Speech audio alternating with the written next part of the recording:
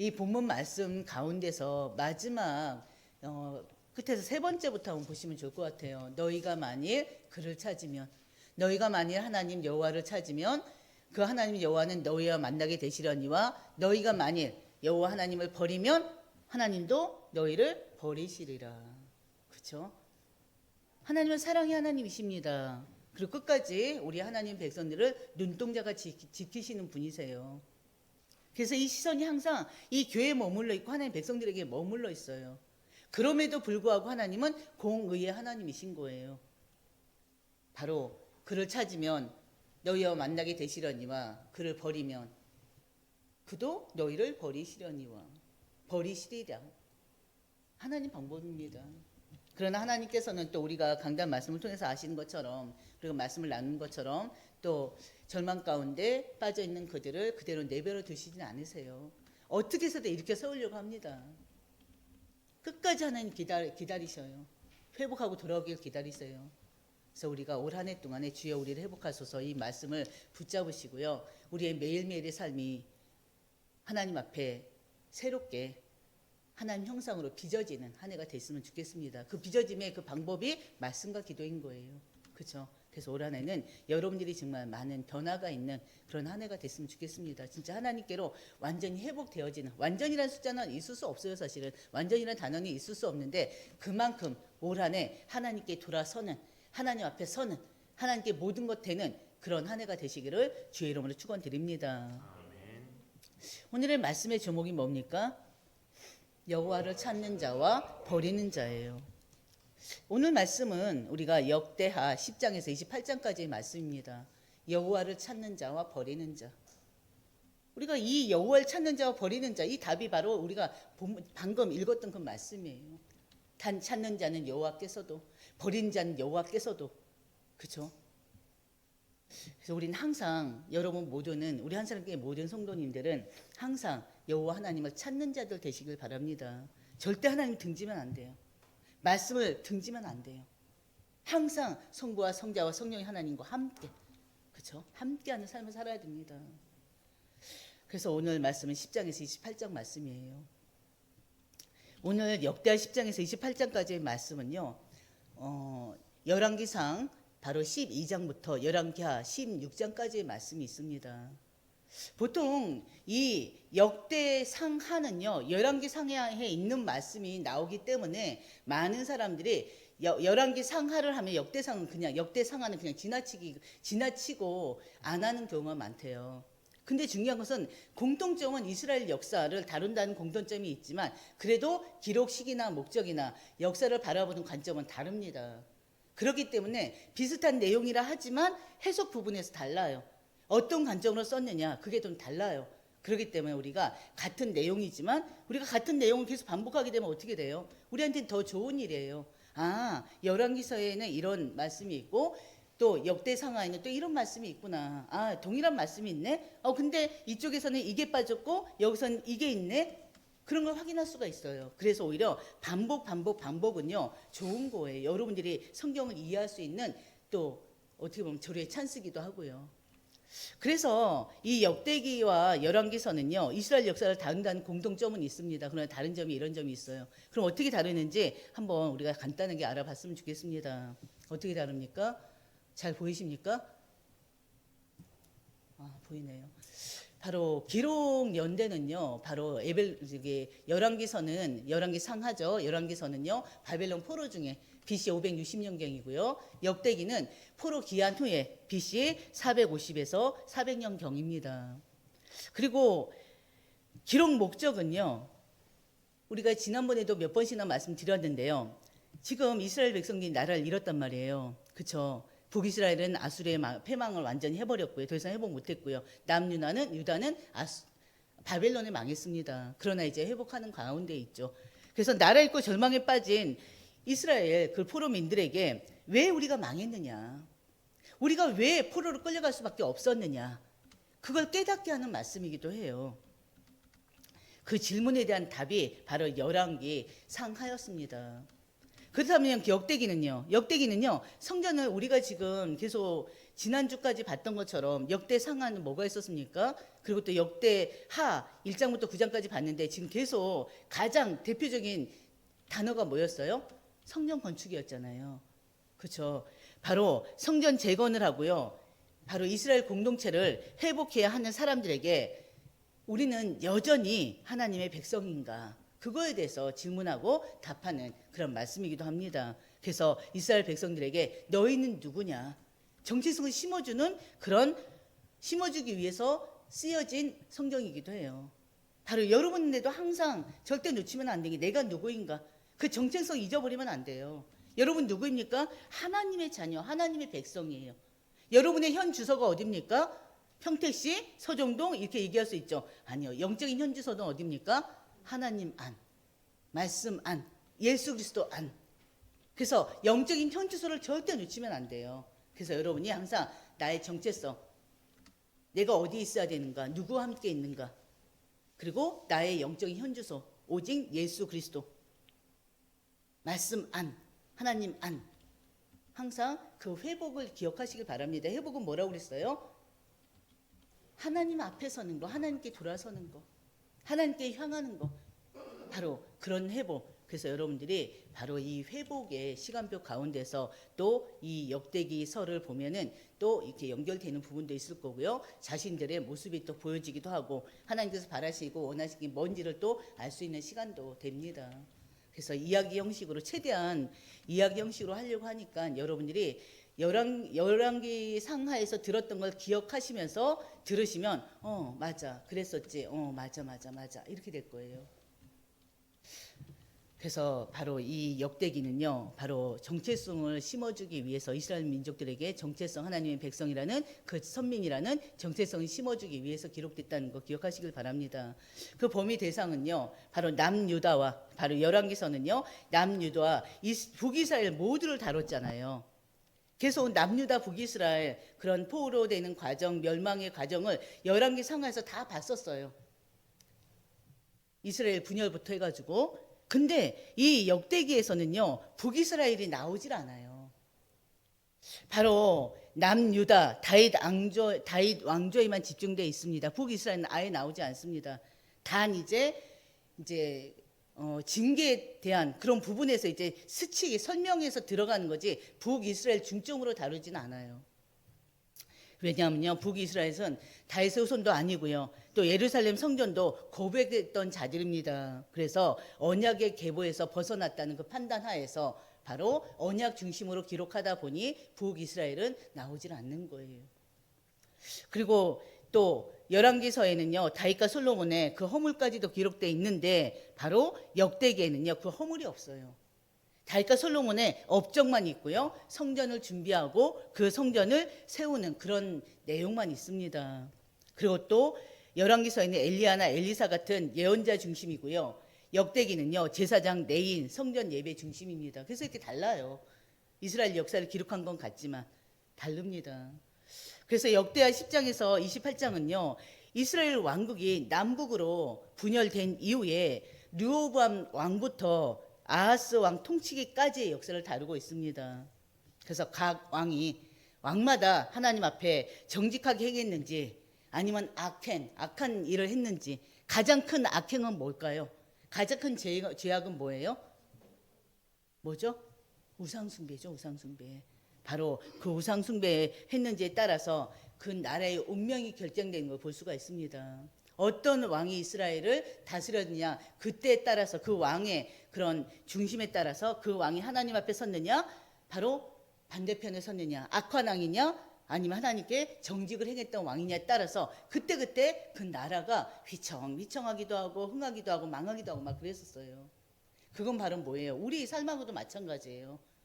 우리가 하나님 말씀 앞에 정직하게 행하게 되면 우리로 인해서 주변이 빛이 나게 돼 있습니다. 그러나 우리가 그리스도인들이 특히나 중직의 직분을 가진 자들이 하나님 말씀을 등지고 떠나 있으면, 여호와 하나님께 순종하지 못하고 불순종하고 있으면 우리 때문에, 여러분 때문에 주변도 어떻게 돼요? 어둠이 쫙 깔릴 수밖에 없습니다. 그렇지 않습니까? 그래서 우리가 말씀과 연결시켜서 우리의 삶을 보고 교회를 보시면 될 것 같아요. 그래서 바로 이 우리 오늘 말씀처럼요. 여호와를 찾는 자에게는 형통과 능력을, 그리고 또 여호와를 버린 자에게는 심판과 또 징계가 따릅니다. 그래서 하나님의 공의를 또 보여주고 있습니다. 그래서 우리 인생에는 늘 선택에 그 선택하는 일이 굉장히 많잖아요. 어떻게 보면 우리 인생 자체가 늘 선택의 연속이라도 할 수가 있습니다. 그 오늘 제목 말씀처럼요. 여러분 지금 여호와를 찾고 있습니까? 아니면 여호와를 버리고 있습니까? 그걸 딱 기억해 보시면 돼요. 딱 자신을 빗대어 보면 돼요. 나의 매일매일의 삶이. 평상시 나는 여호와를 바라보고 있고 여호와를 찾고 있는데, 근데 진짜 문제가 생겼을 때 내가 과연 어디로 향하고 있는가? 내 생각이, 내 마음이, 내 눈이 어디로 향하고 있는가 보시길 바랍니다. 근데 우리는 어떤 상황 속에서도 365일 24시간 매일매일 하나님께 향하는 여러분 모두가 되시기를 주의 이름으로 축원드립니다. 그래서 첫 번째는요, 초기의 왕들이에요. 바로 10장에서 16장까지의 왕들이 나오는데요. 오늘은 다 왕들의 이야기입니다. 이스라엘을 이렇게 다스렸던 왕들의 이야기, 대표적인 몇 사람이 이제 나와요. 전에도 말씀드렸는데요. 바로 남유다의 왕들은 총 몇 명이었을까요? 총 20명. 북이스라엘도 총 20명, 총 40명. 근데 북이스라엘은 하나님께 정직을 행했다는 왕이 몇 명이다? 한 명도 없다. 한 명도 없어요. 그런 남유다에는 간간히 6, 7명, 간간히 그래도 하나님께 정직을 행했던 왕들이 있었고요. 그리고 또 중요한 것은 그러나 거의 대부분의 20명의 왕들 중에 거의 대부분의 왕들이 하나님 앞에 악을 행했습니다. 그래서 하나님이 어쩔 수 없이 바벨론의 포로가 되게 하셨고요. 그들이 악한 행실을 때문에 바벨론 포로가 된 게 아니라 그들을 어떻게 연단하기 위해서, 우리 강단 말씀을 기억해 보세요. 그렇죠. 우리 주일 강단하면은 하나님께서 그들을 연단하기 위해서 하나님이 또 그 포로기를 또 주셔서 그들을 또 회복시키는 그런 은혜도 있었습니다. 그래서 초기의 왕들로서는요, 먼저 르호보암을 볼 수가 있습니다. 르호보암이 누구죠? 누구의 아들이죠? 누구의 아들이죠? 그렇죠. 솔로몬의 아들이죠.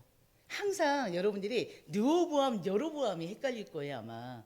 르호보암은 솔로몬의 아들이고 남유다 초대 왕입니다. 여로보암은 신하였고요. 솔로몬의 신하였고요. 바로 북이스라엘의 초대 왕이에요.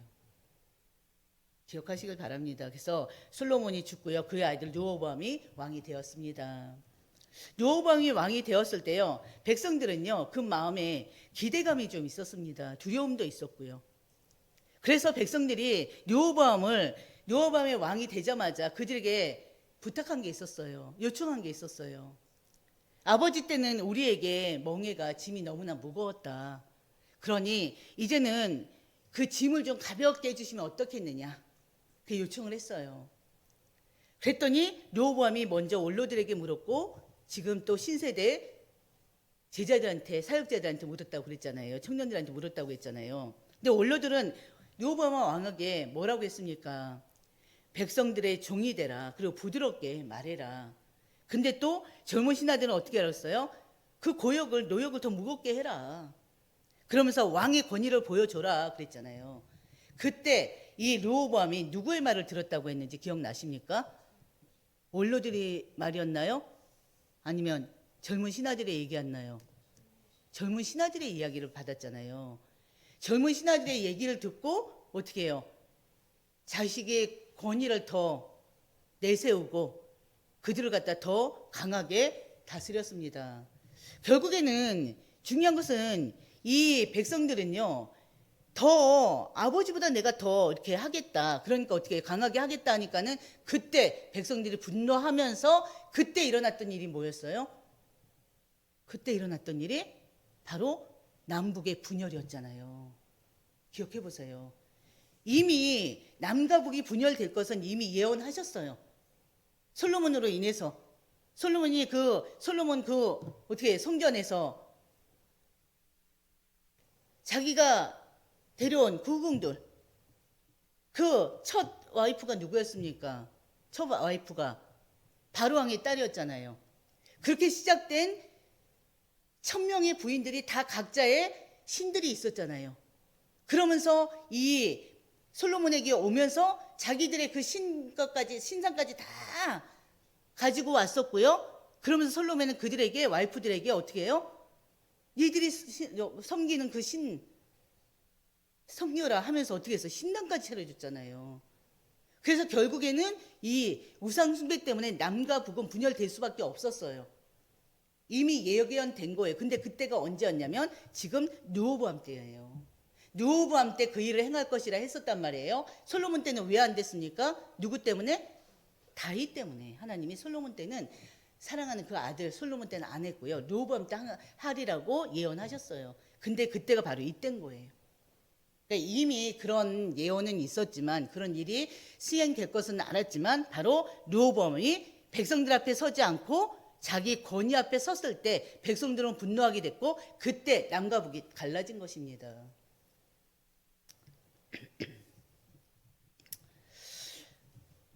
바로 이 르호보암의 말 한마디가 나라를 둘로 갈라놓게 되어버렸어요. 북쪽은 여로보암을 따라 떠났고요. 일부는 열 지파는 그리고 두 지파 유다 지파와 베냐민 지파만 남유다의 르호보암을 왕으로 섬기고 있었습니다. 그래서 11장 1절에 3절 보면요. 르호보암은 군사를 모아서 전쟁으로 다시 나라를 되찾으려고 해요. 근데 하나님은요. 하나님의 사람 스미야를 통해서 말씀하십니다. 이 일은 나로 말미암아 나 하나님으로 인해서 비롯된 것이다. 그래 얘기합니다. 그러면서 그 전쟁을 북이스라엘과의 전쟁을 하려는 것을 하나님 막으셔요. 못하게 해요. 근데 다행히도 또 르호보암이 그래도 믿음은 있었기 때문에 하나님 말씀에 순종하고 그 싸움을 멈춥니다. 그리고 하나님께 다시 돌아와요. 르호보암은 겉으로는요 제사도 드리고 또 드리고 했는데 그 마음은 하나님께 100% 향해 있지 않았습니다. 그래서 그 결과 얼마 후에는요 애굽왕 그 시삭에게 또 시삭이 예루살렘을 침략했을 때 그 애굽왕에게 성전의 보물과 왕궁의 금 방패를 빼앗기는 수치도 당하기도 했었어요.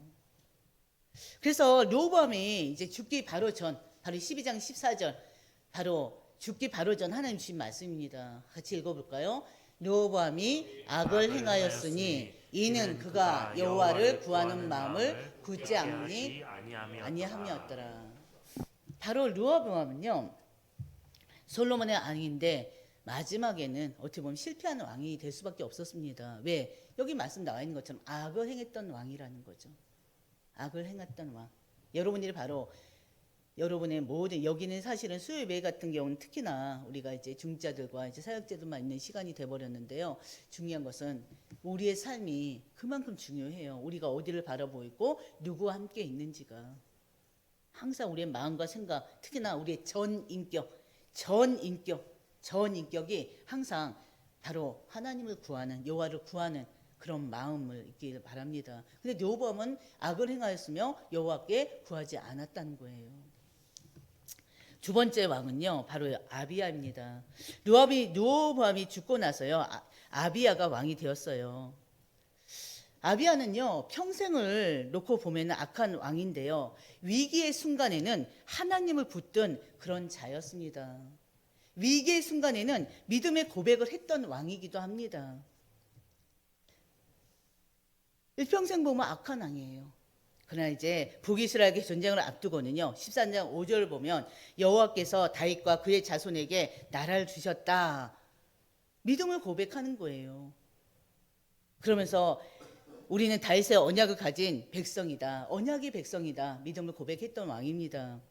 그래서 그의 삶은 하나님 앞에 보면은 온전하지는 않았지만요. 그 싸움의 순간만큼은 하나님을 의지했던 왕으로 여겨지고 있습니다. 그래서 하나님께서는요. 바로 이 전쟁의 순간에 바로 이 야비야와 그 백성을 도와서 또 적을 물리치는 그런 일도 있었습니다. 바로 13장 14절 15절 말씀이에요. 그리고 또 그 다음에 이어서 왕이 된 사람이 아사입니다. 14장에서 16장인데요. 바로 여러분들이 열왕기 상하를 다시 한번 읽어보시고 역대 상하를 다시 한번 읽어보세요. 그러면 왕들의 이름이 이제 더 익숙하게 될 거예요. 왜냐하면 지금 우리가 수요 예배 시간에는 하나하나 성경 하나하나를 보는 게 아니라 여러분들이 성경을 읽어야 되는데 중요한 것은 대충 열왕기 상하는 어떤 내용이 있는지, 역대기 상하는 역대상하는 어떤 내용이 있는지 우리가 크게 간단하게 이렇게 핵심만 아니면 이제 요점만 보고 있기 때문에 그동안 또 듣지 못했던 왕의 이름들도 있을 거고요. 그러니까는 항상 미리 우리가 이번에는 역대상, 역대하, 그럼 이제 다음 주에 또 나머지를 한번 읽어보시고 오시면은 더 익숙하게 들리지는 단어들이 있을 거고 왕의 이름들이 있을 것입니다. 바로 아사 왕인데요. 14장 16장까지 나오는 왕입니다. 바로 아사는요, 이 아비야와 같이 이렇게 악한 길을 걷기보다는 바로 하나님께 정직을 행했던 왕이기도 합니다. 그래서 이 아사가 이렇게 왕국을 다스렸을 때는요, 나라가 잠시 평안을 누리기도 했었습니다. 14장 1절을 보면요. 그 아사는요, 우상을 제거했고요. 또 이스라엘 나라를 또 개혁하기도 했었고요. 그리고 또 백성들로 하여금 여호와를 찾게 만들었던 왕이기도 합니다. 그리고 또 백성들에게요, 마음을 다해서 하나님을 찾으라고 또 가르쳤던 왕이기도 해요. 그래서요, 구스 사람인 세라라는 사람이 큰 군대를 이끌고 쳐들어왔을 때 또 이 아사는요, 하나님을 의지했던 왕이기도 합니다. 14장 11절, 이 구스 사람 세라가 큰 군대를 이끌고 올 때 바로 이 아사가 하나님을 기도했어요. 주여, 약한 자와 강한 자 사이에는 주밖에 우리를 도울 자가 없습니다. 바로 하나님 앞에 고백을 했던 자예요. 그래서 하나님이 그 기도를 들으시고요, 바로 즉시 그 전쟁에서 승리할 수 있도록 하나님 응답해 주셨습니다. 근데 아사의 인생은 여기서 끝나지 않아요. 바로 말년에, 항상 그래요. 말년의 문제예요. 말년에요, 그 아사 왕은요, 이 아람 왕과 또 손을 잡게 됩니다. 그래서 선견자 하난이라는 사람이요, 바로 그를 책망합니다. 하나님보다 사람을 의지한 것 때문에 그를 책망하게 돼요. 그러니까 우리도 마찬가지예요. 어느 순간에 하나님을 의지하고 하나님께 기도한다 하면서도 진짜 문제 앞에서는 이상하게 기도를 하면서도 기도는 하는데 우리가 먼저 마음이 앞서버리고 행동이 먼저 앞서버려요. 그런 일 많이 있지 않습니까? 마찬가지예요. 이 왕 역시도 처음에는 하나님 말씀에 순종하고 또 우상까지 제거하면서 이 백성들을 하나님을 찾도록 이렇게 했는데, 중요한 것은 말년에 대해서는 하나님보다는 바로 믿지 않는 바로 다른 이방 민족과 또 이렇게 손을 붙잡기도 하고요, 사람을 의지하는 그런 때가 있었습니다.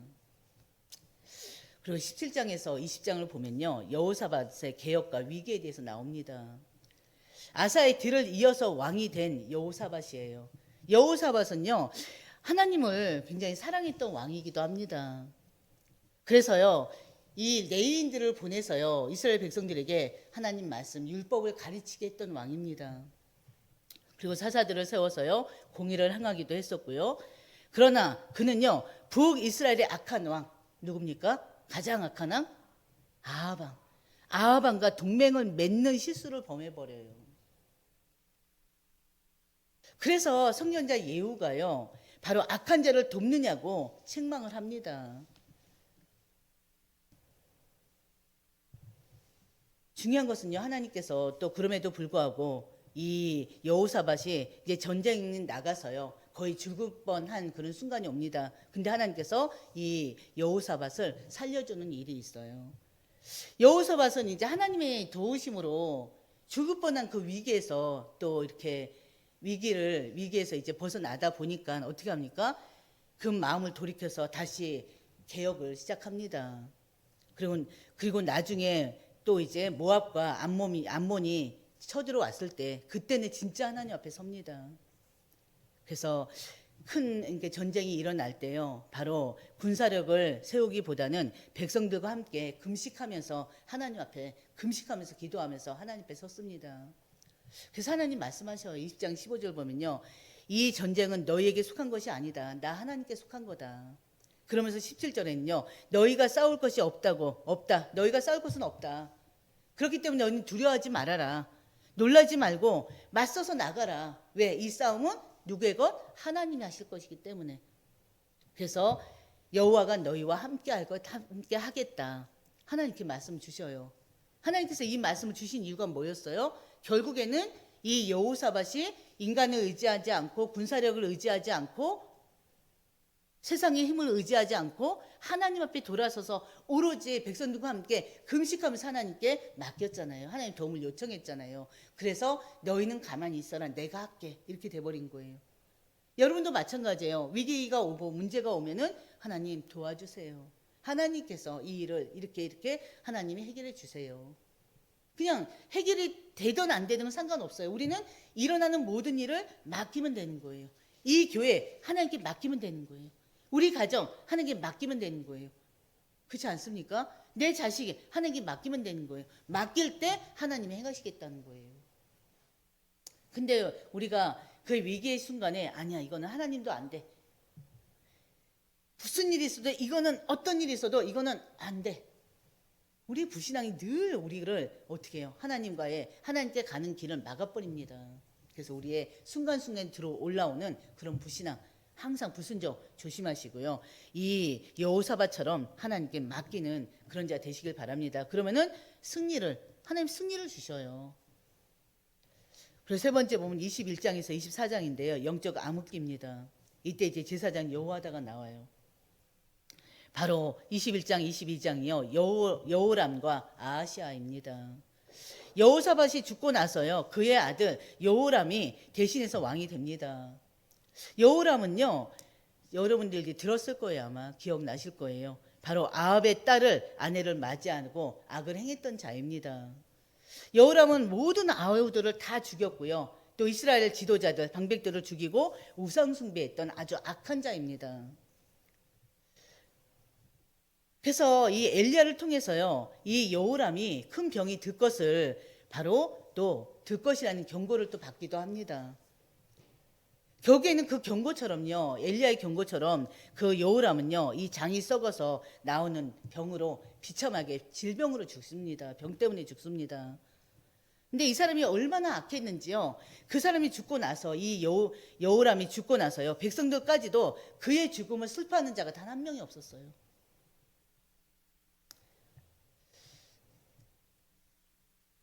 우리의 인생이 마찬가지예요. 우리가 어떻게 살았느냐에 따라서 후대들에게 내 이름이 어떻게 남겨질 것인지 한 번쯤은 생각해 봐야 됩니다. 우리의 후대들이 우리 어머니를 생각할 때, 우리 아버지를 생각할 때, 우리 할머니를 생각할 때, 우리 할아버지를 생각할 때, 또 우리 후대들이 우리 장로님을, 우리 권사님을 생각할 때, 우리 권사님이 이런 분이었어, 우리 장로님이 이런 분이었어. 그래서 한 번쯤은 또 생각해 볼 필요가 있을 것 같습니다. 바로 비참한 죽음 가운데서도 누구의 애도도 받지 못하고 바로 죽은 왕, 바로 여호람이었습니다. 그리고요, 또 아달랴, 전에 제가 말씀을 할 때 자꾸 이달랴라고 해가지고 이달랴라고 했는데 이달랴라고 했던 사람 같기도 하고, 맞아요. 그 후에 그의 어머니 이달랴가 왕손들을 죽이고요, 왕위를 빼앗는 일이 있습니다. 그래서 다윗의 씨가 끊어질 뻔한 그 순간에 하나님은 다윗의 약속을 지키십니다. 다윗의 약속이 뭐예요? 그 속에 왕이 나올 거라는 거, 다윗의 후손 가운데 왕이 나올 거라는 거잖아요. 그래서 제사장 여호와다가요, 그 아내 여호사밧과 함께 어린 요아스를 숨겨주고 그를 살립니다. 하나님의 언약은 끊어지지 않습니다. 그래서 우리 인간이요, 하나님 언약을 등지고 그 언약을 버려도 하나님 절대 그 약속한 그 언약은 절대 버리지 않습니다. 몇 해 뒤에 여호와다가요, 요아스를 왕으로 세웁니다. 그 요아스가 왕으로 세워진 때가 몇 살인지 기억나십니까? 가장 어린 왕이었는데 남유다 왕들 중에 7세라고 그랬죠. 7살 때 요아스가 왕으로 세워지고요. 바로 이달랴는 이렇게 해서 죽임을 당합니다. 아달랴 또 그러네요. 왜 그러죠? 아달랴는 죽임을 당합니다. 하나님의 언약대로요, 다윗 왕조는요, 이렇게 기적처럼 계속 이어져요. 그리고 요아스는 제사장 여호와다가 살아있는 동안에는요, 하나님 보시기에 아주 정직을 행했던 자입니다. 성전을 수리하기도 하고요, 또 예배를 회복하기도 하고요, 절기를 지키기도 하고요. 근데 중요한 거는요, 그 여호와다가 죽자마자 이제 유다 방백들이 바로 그 왕을 유혹해요. 그래서 이 유다 방백들의 유혹에 빠져서 우상을 섬기고요. 결국에는 여호와를 버리는 그런 일이 일어납니다. 그래서 결국에는 하나님의 선지자 스가랴를 돌려쳐 죽이기까지 한 악한 왕으로 바뀌어버려요. 끝내는 신하들이 반역하게 되고요. 그 신하들의 반역으로 비참한 인생을 맞이합니다. 그리고 네 번째는요. 25장에서 28장까지예요. 바로 교만과 쇠퇴의 그런 시기입니다. 바로 아마사는요. 아마사 왕이에요. 마음이 온전하지는 않았지만요. 옳은 일을 조금 했던 사람이기도 합니다. 그리고 전쟁에서 이긴 뒤에는요. 근데 중요한 것은 그 전쟁에서 이긴 뒤에는 교만해져 가지고요. 이방신을 섬겼던 그런 왕이기도 해요. 전쟁을 이기고 지게 하는 거는 누구 손에 있습니까? 오직 하나님 손에 있잖아요.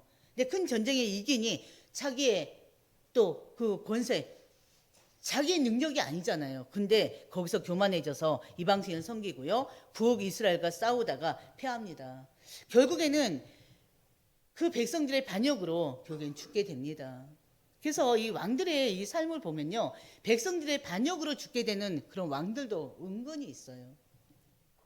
그리고 또 두 번째 왕은 바로 우시아입니다. 26장에 바로 아마사의 뒤를 이어서 왕이 된 우시아가 하나님을 찾는 동안에 하나님께 정직을 행했을 때는요. 나라가 굉장히 형통했었어요. 그 우시아는 왕이 되고 나서 성읍을 세우기도 하고요. 군대를 강하게 만들기도 했었습니다. 그래서 그때는 나라가 굉장히 부강했었어요. 그런 나라가 강해지자 또 그 마음에 또 교만함이 생겼습니다. 이게 왕들의 모습을 보면 비슷해요. 그래서 제사장만 할 수 있는 일, 제사장 하는 일이 뭐예요? 성전에 들어가서 하나님 앞에 제사하는 일이잖아요.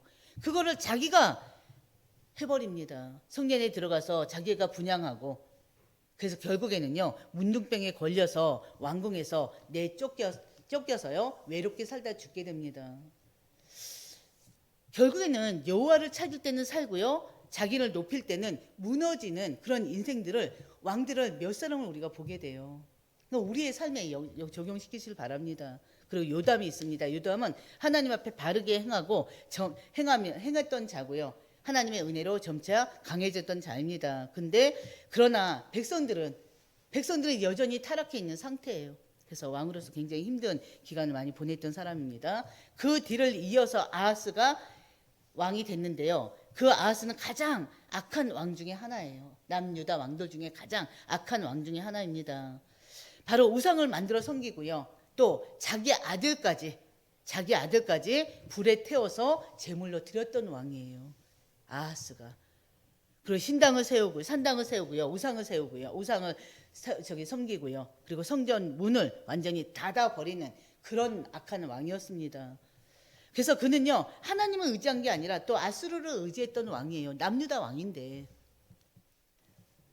그래서 그의 그 선택이 나라를 더 약하게 만들고요. 그 결과 나라에 큰 고난을 몰고 왔던 그런 자입니다.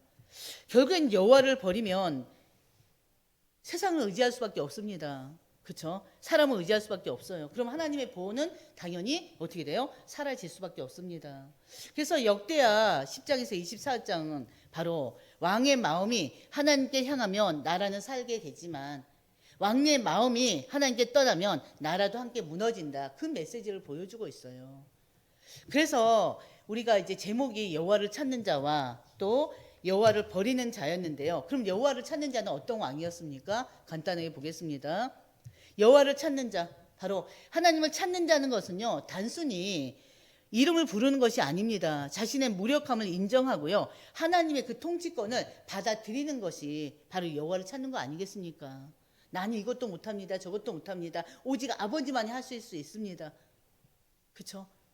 바로 여호와를 찾았던 왕은요. 아사 왕입니다. 14장에. 바로 구스 대곤 앞에서요. 사람이 주를 이기지 못하게 하옵소서. 결국에는 하나님만이 하실 수 있다는 고백 아닙니까? 그렇게 부르짖었을 때 하나님 그를 대신해서 싸워주셨습니다. 그리고 또 여호와를 찾았던 왕은요. 여호사밧이에요. 우리가 지금 계속 본 사람들 중에서 지금 정리하는 것입니다. 바로 찬양대를 앞세워서 전쟁터로 나갔던 사람이고요. 오직 주만 오직 주만 바라보나이다라고 고백했던 왕입니다. 그래서 하나님은 그에게 싸우지 않고 이기는 그런 승리의 기적을 주셨던 그런 왕입니다. 그리고 제사장 여호와다. 여호와다가 누구였죠? 누구를 왕으로 세웠다고 그랬죠? 7살 된 여호시아를 왕으로 세웠던 자죠. 바로 제사장. 바로 이 여호와다가 신앙의 정절을 지키면서 어린 양 요아스를 숨겨 키웠고요. 그리고 목숨 걸고 개혁을 단행했던 그런 제사장입니다. 그리고 또 무너진 예배를 회복시켰고요. 그들에게 주어진 결과는 바로 평안이었고요. 승리였고요. 경제적 풍요였고요. 하나님의 임재였습니다. 무슨 말입니까? 여호와를 찾는 자는 하나님께서 바로 평안을 주시고 승리케 하시고 또 하나님의 임재 가운데서 하나님이 함께하는 그 비밀을 누리게 하십니다. 그러면 여호와를 버린 자는 누구였습니까? 바로 솔로몬의 아들 르호보암이에요. 나라가 견고해지고 세력이 강해지자마자 여호와의 율법을 버렸던 왕입니다. 결국 애굽의 침공으로 모든 보물을 빼앗겨 버렸잖아요. 그리고 또 두 번째는요. 바로 여로보암 다음에 우시아 왕입니다. 바로 여호와를 버린 자입니다. 하나님의 도우심으로 굉장히 강성했단 말이에요. 근데 그 마음에 교만함이 들어와 버렸어요. 그래서 오히려 하나님을 대적하다가 평생 나병 환자로 고립되어 살았던 왕입니다. 그리고 아하스 왕입니다. 유대 역사상 가장 철저히 하나님을 버린 자. 바로 말씀드렸었죠. 성전문을 닫아버리고요. 이방신에게 절했던 자고요. 나라를 위기에서 구하기 위해서 하나님이 아닌 누구를 찾았다고요? 아수르 왕을 찾았던 자였습니다. 결국에는 아수르를 찾았지만 결국에는 그 아수르에게 배신당하고 나라를 망하게 한 자이기도 합니다. 그래서 결국에는 바로 하나님을 의지하지 아니하고 인간을 의지하고 사람을 의지하는 결과 전쟁에 계속 끊임없는 전쟁 속에서 그 전쟁에 패배하는 그런 결과를 맞이했고요. 질병 속에서 비참한 죽음을 맞이했던 왕입니다. 하나님과의 단절이 결국에는 그런 비참한 결과를 가져오게 됐어요. 그래서 우리가 이렇게 왕 한 사람 한 사람을 우리가 봤는데요. 뭐 지금 이렇게 간단하게 나눴지만 바로 여호와를 찾는 자와 바로 버리는 자 딱 나와 있죠. 그들의 삶이 어떤지. 그래서 우리가 10장, 28장에서 우리는 어떤 교훈을 받습니까? 내가 누구의 말을 듣느냐. 이것이 바로 미래를 결정한다는 것입니다. 그렇죠? 그리고 또 나를 버리면 나는 너를 그냥 어떻게 한다? 둬버리겠다. 스스로 낮추는 자에게는 하나님이 다시 손을 붙잡습니다. 그리고 너희가 나를 찾으면 나는 반드시 어떻게 한다? 나도 너를 찾는다. 응답 주겠다. 이게 하나님 방법이에요. 그래서 오늘 말씀을 보면서 여러분들의 신앙을 다시 한번 재정돈하는 그런 시간이 되시기를 주의 이름으로 축원드립니다. 아멘. 580